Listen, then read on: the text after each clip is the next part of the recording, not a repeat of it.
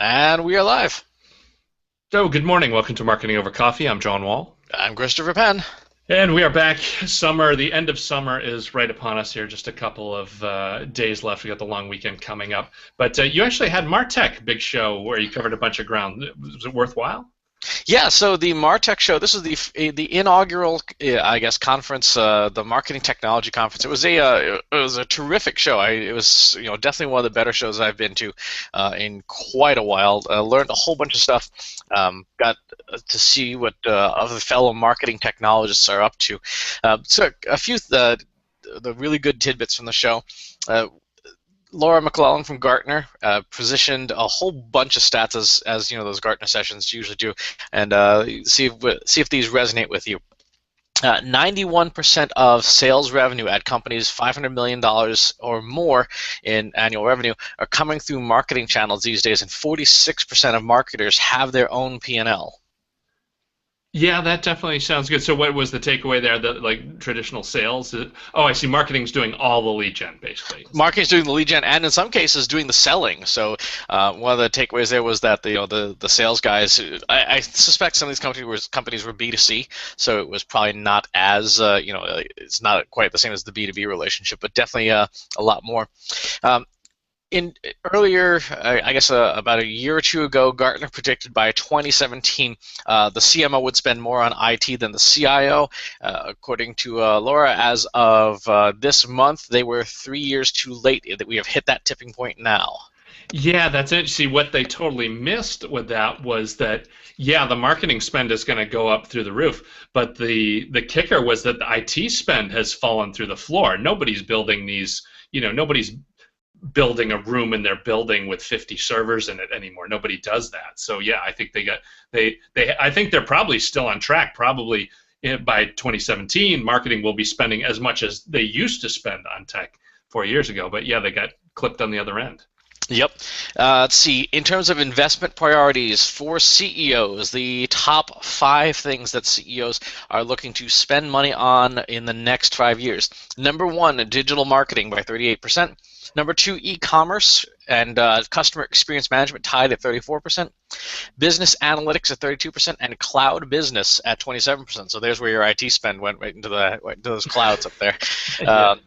And it was really interesting because a lot of CEOs that they're interviewing in these large companies are saying, "Yep, all the money is going to marketing." Yeah, yeah, and I think really people talking about transformation of sales, really all that's been happening on that side is salespeople have been being taught so many more marketing skills. It's kind of like the sales guy of today, half their job is what was marketing 5 years ago. So yeah, I think that's the transformation's totally on, and yeah, the days of cold calling just seem to have become completely extinct. I don't know, how much lead time is left on that, but man, the phone is just dying so fast you can hear the screams. From the hiring session, Eric Seidel presented a lot of really interesting stuff. One interesting piece was that if you had to guess, what percentage of new hires for enterprises do you think came from LinkedIn? Oh god, that's got to be huge now. What, 60, 70%? 3%. 3% new hires come from. So that's crazy. What did they say in that? Where are they coming from? In the realm, at least in the realm of marketing and stuff like that, it's a lot of the people who companies are seeking after, the digital marketers, the marketing technologists. For the most part, apparently they're very happy where they are, and so they're not looking to make huge changes. If the talent is in demand, LinkedIn is not the place to go to post up an ad and wait for something to happen. The counsel from that session was you need to go do poaching. You need to go do the scouting yourself because these people are not going to come to you, which I can certainly sympathize with. I'm at Shift and I really have no reason to leave whatsoever. It's basically the company said, well, do whatever you want as long as it's profitable.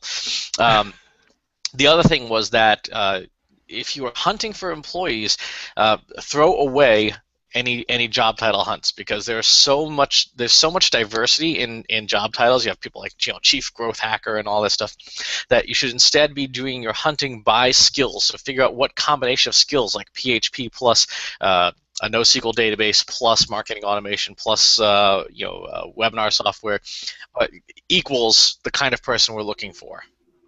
Yeah, that's a great point. There's really not much being done as far as uh,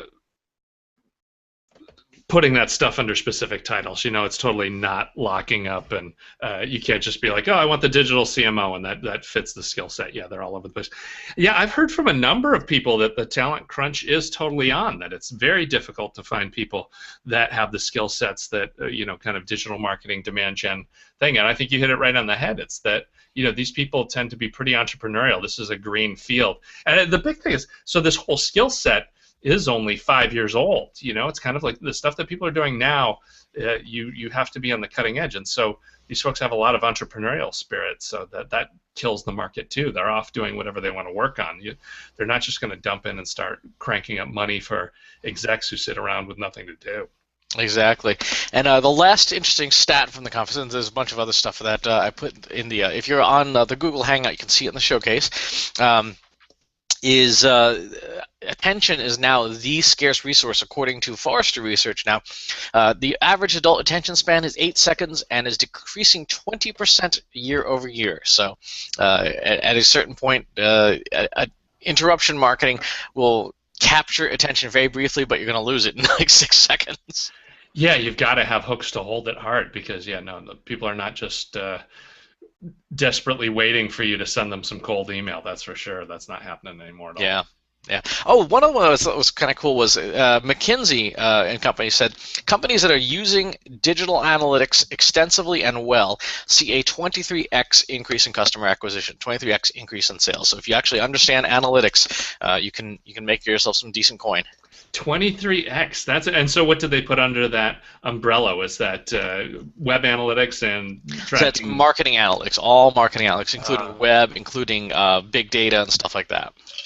Yeah, campaign analysis, I think, is huge on that. People don't totally miss that. Yep. So the MarTech conference was a really terrific show. It was the second event I've done in a week. Last week, actually, I did a webinar out of New York City, and I want to throw a plug in for Julian Smith's startup called Breather. We actually tried using the Breather space in New York City. It was fantastic. So if you're not familiar, it is basically rental by the hour of business spaces.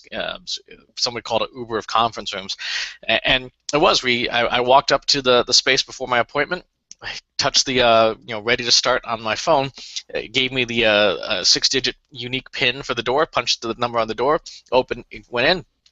Couches, chairs, and a Wi-Fi connection connected to Fios, and that was the space, and it was perfect. That's cool. So that worked out well. Yeah, I've been watching Julian. What's been going on with that is an interesting thing. And I think I was reading some other stuff. Mark Andreessen was talking about startups in tech earlier this week, and he was just saying that it's just a matter of timing with this kind of stuff. And I think that's definitely the case. It's because this is the right way to do it. And I've seen variations on it too. Even with Event Hero and the stuff that we're doing, we've been using greenhouse space at one of these incubators, because you're not going to pay $5,000 a month for a small office when you can buy 4 desks for $1,000 or something like that. It's an easier way to start and way to go. So here's the killer thing about Breather. This is a conference room for 10 or 12 people, Midtown Manhattan, 24th Street, right? $25 an hour. Wow, $25 an hour. Yeah, that's huge. And plus, well, hell, you would pay that for internet less than Fios in the average hotel in that neighborhood. Oh, totally. So that's like a fantastic smoking connection. That's cool. That's a great opportunity. Yeah, I'll have to get next time I'm down the city. I'll have to go check that space out then and see how that's working. That will be very cool. So yeah, you'd mentioned Showcase. We're using that here in the Hangout too. So we've got kind of this rolling banner on the side of the screen where people can follow through on links and do other stuff. Seeing that actually kind of reminded me of talking a little bit about what's going on in this meeting space here. But first, let's throw out Miss Ann Handley here. She's given us some audio, so we are going to roll the tape. But if you're watching the video, you don't have to sit through that. That's fantastic. So obviously, Hangout's still continuing to crank it up. Is this finally the end of GoToMeeting and WebEx and those services? Are we at a better point here with more functionality and, of course, the magic price point? The price point more than anything is really what it's all about, and I gotta say, it's tough to compete with. I mean, I think if the other services don't figure out a way to adapt, they're going to be in some pretty serious trouble. Google Hangouts right now has no way to natively handle registration, so for like a webinar and stuff like that. But I've done webinars using Google Hangouts as the back end. You just need to insert the YouTube video inside of a landing page behind a reg wall, and it does the same thing. It's tough to argue with. I mean, I did a hangout with I think 1,200 people in the audience stream and it was flawless. It works almost everywhere. I mean, the one area where the other services have an advantage is that because Hangouts are powered by YouTube, if you're behind a corporate firewall that blocks YouTube, you're kind of stuck. Whereas GoToMeeting and stuff are obviously blessed by the powers that be. But beyond that, 1,200 people, that kind of webinar software is going to cost you a couple $1,000, and Hangouts costs you zero. Yeah, no, that's you're right on the mark with that. I think the one feature thing is, like you just said, the registration system and tying that reg to, like, okay, we knew Mr. Jones spent 35 minutes in the session and he left early, and this guy watched all the way through. And the one that is always the big, huge win for me is the polling software. They don't have that yet. If you can at the end of the webinar be like, okay, yeah, it was 1,200 people, but here's the 100 that answered this question this way and watched the whole thing. That's a huge lift. That's worth paying money for. But especially if it's just some kind of feeder entertainment thing, yeah, you really can't beat free. So yeah, I guess there's still some use for it, but definitely transition in order. Let's see. Well, I should also mention we've worked with all the email service providers, and for Marketing Over Coffee, we use What Counts: Superior Design, Deliverability, and Reporting. For Marketing Over Coffee listeners, you can get their free white paper, 57 tips to grow your email list, available at www.whatcounts.com/coffee. Check that out. Or in the showcase. In the showcase. And let's see. Yeah, we'd have to be on the right. Here we are, over here. We can check that out. So yeah, a lot going on with What Counts. We're glad to have them on for Q3, and just a lot of stuff going on with them. We've actually got, and this is a good point. I've got an interview lined up with their director of deliverability. So if you've ever had questions about, how do we get blacklisted, how do we get unblacklisted, or anything along those lines, send them over if you want to hear about it. I'll post about it in the LinkedIn group that we're going to have the deliverability guru online. I'm looking forward to that. That should be some interesting discussion. Let's see. All right, Black Hat social media was a topic we had kicked around with Tim last week, but of course I thought we should check in with you to see if there's anything on your willing to talk about list. Oh, see, that's the sticking point. There's lots to talk about. Just I'm not sure they want to give away all the secrets. The one thing is this, though. If you're not already experimenting with coding against all these different APIs, you're really missing the boat. I mean, there for a long time, there's been all these different services that we're offering these follow bots for all these different social media networks and things, and all of them, of course, got slapped down because people were just abusing the hell out of them. But it turns out, if you know anything about APIs, you can dig into, pick the social network of your choice, and as long as you are sensible and intelligent about, how often you follow somebody, like you throttle it to say, follow somebody every 15 or 20 minutes, you can do it yourself. You can write your own code to this stuff, and it works so much better than relying on some third-party Russian vendor. You're not handing your social media credentials to some guy in Strifistan or whatever, and you know what's happening because you wrote the code. So there's no hidden surprises in there. So that would be my, as far as Black Hat as I'm willing to get on a public record. If and when we do the Marketing Over Coffee Elite Conference, we'll show the bag of tricks there. That sounds like a good plan. Plenty to talk about. But yeah, you hit the thing. You don't have to be great at code, but if you're playing around with the API, you know everything that's possible. You see all the variables, the stuff that can be requested, and that gives you an idea of at least what the world can look like. And there's tons of ways to get help to make it work. But if you don't understand how big the room is and where the doors go to, you're not going to be able to get anywhere. So that's sound advice. I like that. Let's see. Oh, one I had on the list. I didn't get this in the pre-show list, but I thought we'd just bounce it off you quick because it's been all the rage. Is the Ice Bucket Challenge? Have you got any short opinion on that and where it's gone?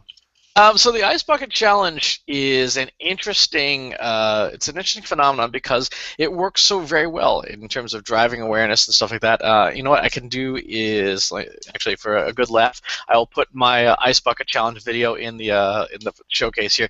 I did one where I decided, I want to highlight the important stuff, important things being donate money to ALS and get people to the ALS website, alsa.org. And then our mutual friend and now my coworker, Scott Monty, did his version of my version, which involves us taking things like drinks out of the ice bucket and drinking them rather than pouring the ice bucket on our heads. Yeah, exactly. There was a meme going around with the suspicious kid, if you know that meme, and him just saying, "So you're wasting potable water to not give money to charity? Is that do I have that straight?" Which is the thing. But you still can't. I can understand where those critics come from, but the bottom line is, there's no way they could have bought the TV ads or done any kind of benefit on a small geo area to get this kind of reach. So yeah, maybe they're only getting a 2% conversion rate or whatever, but they're used to getting that on direct mail and then making a lot less. So obviously this is huge. Yeah, the ALS Association gave an update saying that normally this time of year they raise about $20,000 for the month. They're at 2.1 million, so clearly having some effect. I put it in the showcase another one that probably my favorite of the mainstream ones, the one from Charlie Sheen, which is worth a watch. It's totally it's safe for work and it's very intelligently done. So hat tip to Mr. Sheen there for getting it right. That's good. Well, yeah, and then I did have I'll see if I can pull out the link, a bunch of Ice Bucket Challenge fails. I would say the big takeaways, the lessons that you need to know what that is. Don't have someone else hold the bucket or garbage can, and do not have them drop it on you from a deck. That seems to be the number one recurring theme of people getting hit with garbage cans or coolers. Yeah. Speaking of getting hit in the head, well, not literally. We both got a Keurig 2.0, courtesy of the fact that we have a podcast that has coffee in the name of it. Right. I know. I hate to say it, I think that was more, just the fact that we have coffee in the URL and a high cloud score that suddenly we're viewed as people who know something about coffee. But yeah, you at least have a blog post. I'm just going to hide behind your blog post. Like, I really have guilt problems. I'm like, oh, they sent me this free machine, and I kind of love Keurig, but it's DRM for coffee. That's the headline that I would have to write. If I was a mommy or daddy blogger or something, I could say, hey, I love getting a carafe. That's cool. I could at least say something nice and walk away. But yeah, as a marketing guy, they're trying to force the Gillette model down people's throats, and they're looking for social media to verify and talk about it. And I'm sorry, I just can't do that. We should set it up for those who aren't coffee aficionados and been following us. So everybody knows the Keurig machine now, where you slap the plastic cartridge in there and you get a single shot of coffee, and total convenience is the whole thing. But now the machine actually shoots down infrared and reads the label and makes sure that it's company approved. So the big thing I do is, like, I use my own favorite super roast. Yeah, there you go. So there's a roast that's pre 2014, and that will not work in the new machine. Well, so here's the thing. What it's looking for specifically, according to the thing, is looking for the official Keurig logo, which is right here. So if you just take a little razor blade, cut around this, and just apply a little glue to the back and stick it on the back of your home roasting cup, it'll be good to go. So of course, immediately I did this and it didn't work. I'm like, okay, have to hack this.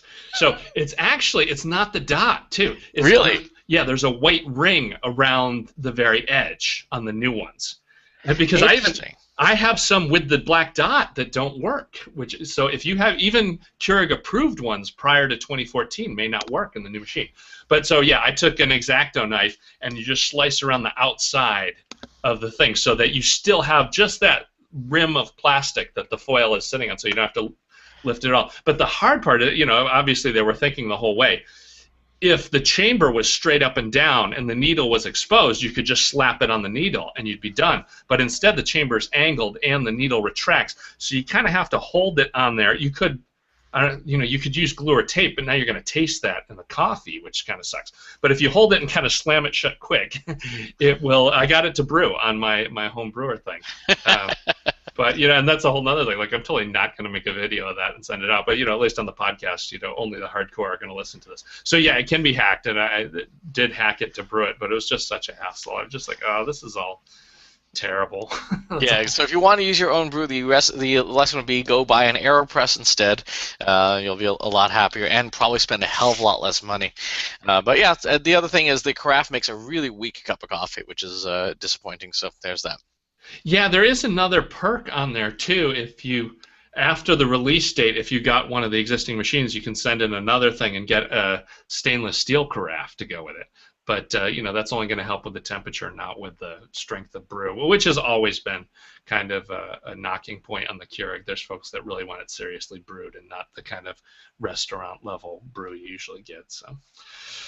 So much for the Keurig social media thing. And who knows too? Obviously we care about this stuff. Maybe the general public doesn't care that much. It may still tear things up. We'll see how that goes. We'll have to have an update on that as it goes.